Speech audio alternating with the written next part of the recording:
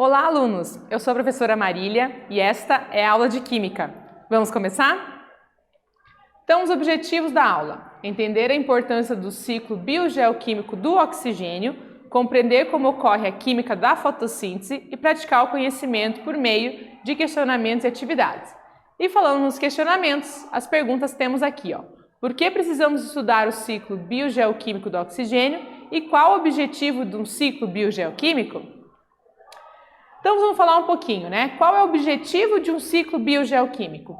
Então os ciclos biogeoquímicos, eles são processos que ocorrem no meio ambiente, com o objetivo de assegurar a reciclagem dos elementos químicos na natureza e ainda a possibilidade da interação entre eles, os seres vivos e o ambiente, ou seja, tem-se a garantia que os elementos químicos fluam pela atmosfera, pela litosfera, pela hidrosfera e pela biosfera. Então o ciclo biogeoquímico vai falar sobre essa transição, né, sobre esse trânsito dos elementos químicos dentro dos sistemas. O ciclo biogeoquímico do oxigênio tem por finalidade garantir a circulação do oxigênio no meio ambiente e nos seres vivos, e trata-se de um ciclo bastante importante para a sobrevivência das espécies, sendo utilizado para a respiração celular. Assim, assegura a ciclagem desse elemento. E a respiração celular é o processo que ocorre a oxidação de moléculas com a produção de energia lá nas nossas células. A todo momento está acontecendo a respiração celular. O ciclo biogeoquímico do oxigênio ocorre em vários processos, e um bem principal é a fotossíntese e o outro é a respiração celular. Vamos assistir um videozinho bem curtinho sobre o assunto? Vamos lá? Ciclo do oxigênio. O ciclo do oxigênio faz parte dos ciclos biogeoquímicos, ou seja, os elementos químicos e substâncias diversas que tendem a circular na biosfera por vias que abrangem o meio abiótico e os seres vivos. O oxigênio está presente na atmosfera sob várias formas, na forma de oxigênio molecular, o O2, ou em composição com outros elementos, o CO2, o NO2 e outros gases. O fato é que o oxigênio é o elemento mais abundante da crosta terrestre e nos oceanos. Cerca de 99,5% do oxigênio está contido ali. E o segundo mais abundante na atmosfera, e está na proporção de 21%. A principal forma de produção do oxigênio é a fotossíntese, realizada por todas as plantas clorofiladas, algumas algas, principalmente o fitoplâncton e algumas bactérias. O gás oxigênio provavelmente teria desaparecido na atmosfera se não fosse o contínuo reabastecimento promovido pela fotossíntese. Embora as plantas consumam parte deste oxigênio em sua própria respiração, a quantidade produzida pela fotossíntese pode ser 30 vezes maior do que a consumida. Através da energia luminosa proveniente do Sol, aliada ao gás carbônico presente na atmosfera e a água e alguns de seus nutrientes, a fotossíntese produz seu próprio alimento e produz a glicose, pela fórmula C6H12O6. E no final do processo, ela vai liberar o oxigênio. Fitoplâncton é um dos tipos de plâncton. São microalgas, ou seja, algas unicelulares e, em sua grande maioria, microscópicas, que flutuam com pouca capacidade de locomoção nos oceanos e mares e na superfície de águas doces ou lagos. O fitoplâncton é responsável por 98% do oxigênio presente na atmosfera. São mais eficientes do que as florestas na produção de oxigênio. O principal meio de consumo do oxigênio é pela atividade respiratória dos seres aeróbicos. O oxigênio é consumido na inspiração e na expiração é liberado o gás carbônico. Outro meio de consumo é pela combustão, que é uma reação química exotérmica com grande liberação de energia na forma de calor. Todos os combustíveis utilizados são orgânicos, como a gasolina e o álcool. O oxigênio é um comburente, ou seja, só é possível a combustão na presença do oxigênio. Outro meio é pela degradação na ação dos raios ultravioletas, resultando na formação de gás ozônio, o O3. A camada de ozônio é responsável por filtrar cerca de 95% dos raios ultravioletas. Essa camada é de extrema importância para a manutenção da vida terrestre, pois caso ela não existisse, as plantas teriam sua capacidade de fotossíntese reduzida. O oxigênio, quando combina com alguns metais do solo, por exemplo o ferro, ele vai formar os óxidos metálicos, que é a ferrugem. Ainda há a decomposição da matéria orgânica, que libera uma série de gases, entre eles o oxigênio e o metano.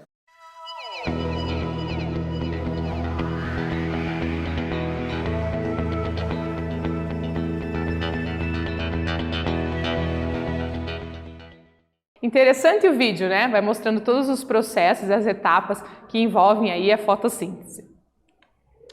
Então, falando disso, vamos falar um pouquinho sobre a química da fotossíntese.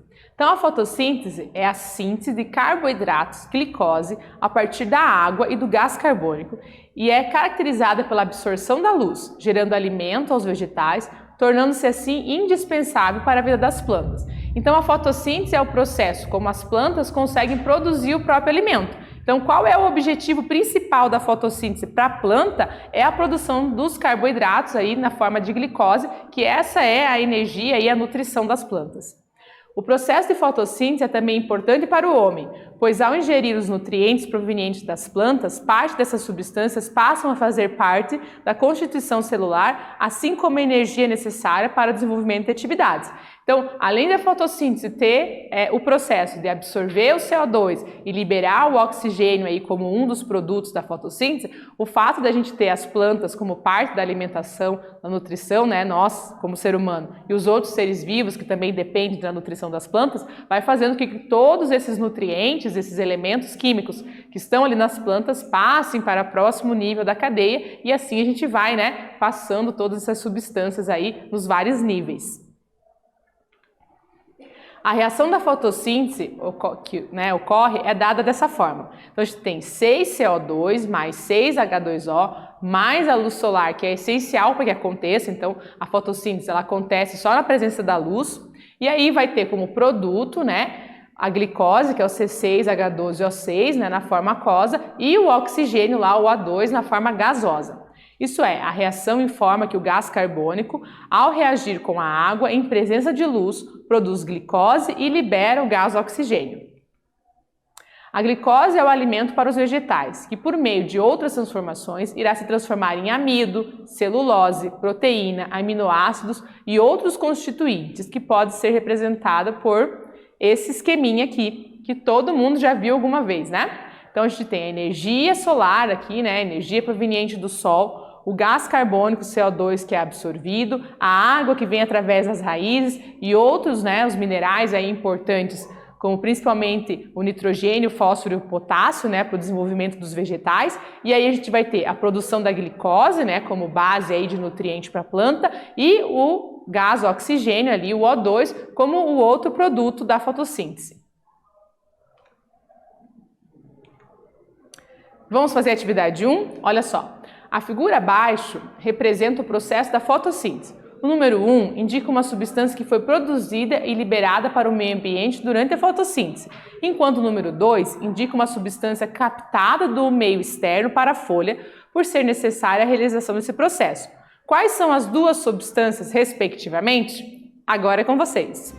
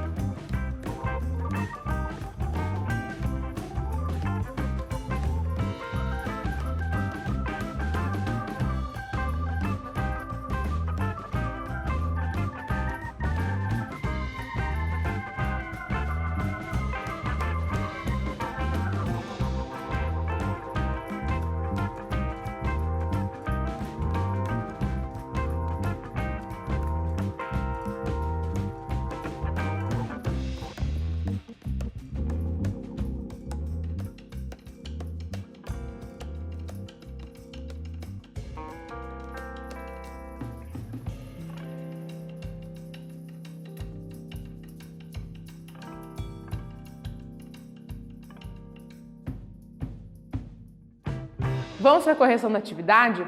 Olha só, observando a imagem, então a gente tem a substância 1 e a substância 2. E olha só, a substância 1 é o O2, o gás oxigênio, que é o produto do processo da fotossíntese, e a substância 2 é o CO2, que é o gás carbônico, que é reagente no processo da fotossíntese. Vamos para a atividade 2 agora? Durante a fotossíntese, a energia luminosa é absorvida pela clorofila e posteriormente transformada em energia química. Para isso, as plantas precisam consumir, daí temos uma lacuna e outra lacuna, para produzir mais um espaço vazio e ao liberar, mais uma lacuna. Completa as lacunas de forma que o texto torne-se correto em relação à fotossíntese. Agora é com vocês.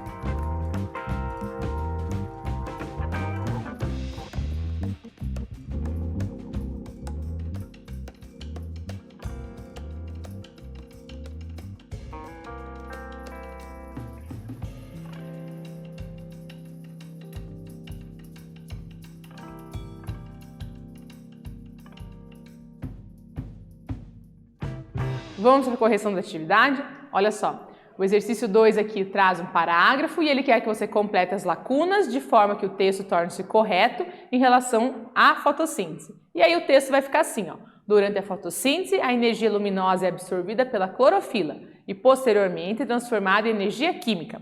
Para isso, as plantas precisam consumir dióxido de carbono e água para produzir glicose e, ao final, liberar o oxigênio. Agora vamos falar um pouquinho sobre a formação da camada de ozônio e o ciclo do oxigênio. Olha só, o oxigênio participa por meio da ciclagem da formação da camada de ozônio, que tem como finalidade reduzir a incidência de radiação ultravioleta que chega à superfície terrestre. Assim, o gás oxigênio sofre a ação dos raios ultravioletas do Sol, originando moléculas de ozônio, que é o O3.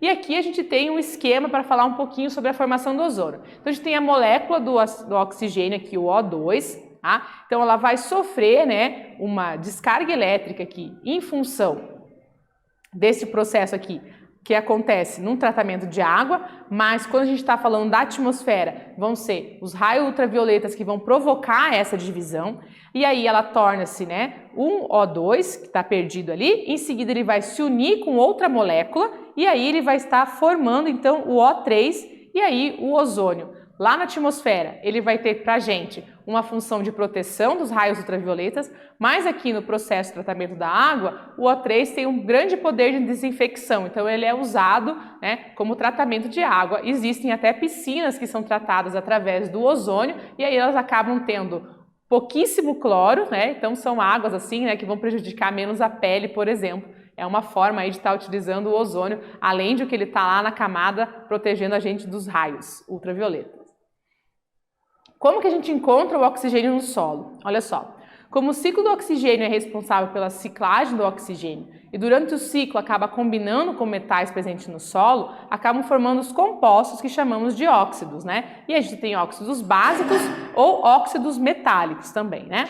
E esses compostos são representados pela fórmula geral, aqui, onde a gente tem o E, que vai representar o elemento químico metal da família 1A ou 2A, o oxigênio, né, sempre presente aí na parte final da fórmula. Aí o mais X é o NOx do elemento químico, o menos Y é o NOx do oxigênio, que na maioria dos óxidos ele vai assumir -2 como carga, o Y que é o número de átomos do elemento químico e o X que é o número de átomos do oxigênio.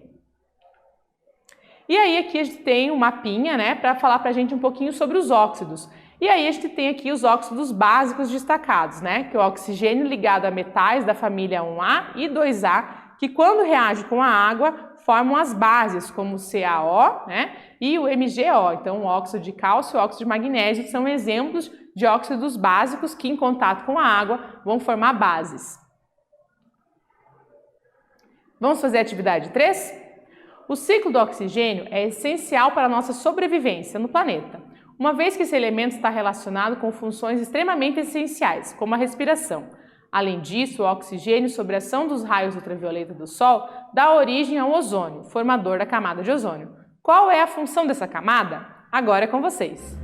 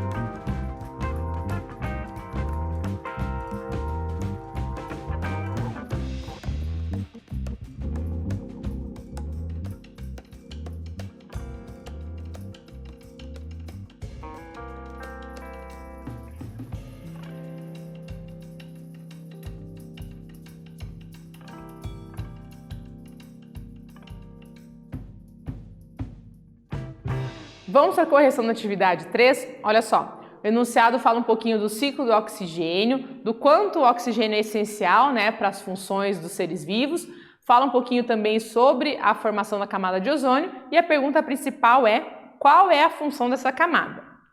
E a resposta fica assim, ó.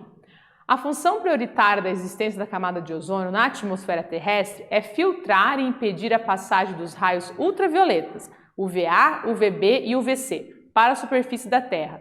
Desse modo, qualquer alteração na camada de ozônio afeta diretamente essa função. E os problemas relacionados à saúde e ao desequilíbrio ambiental, a gente pode destacar alguns aqui, ó. Então, relacionados à saúde, câncer de pele e doenças relacionadas ao sol e aos raios UV, doenças da pele e problemas relacionados à visão.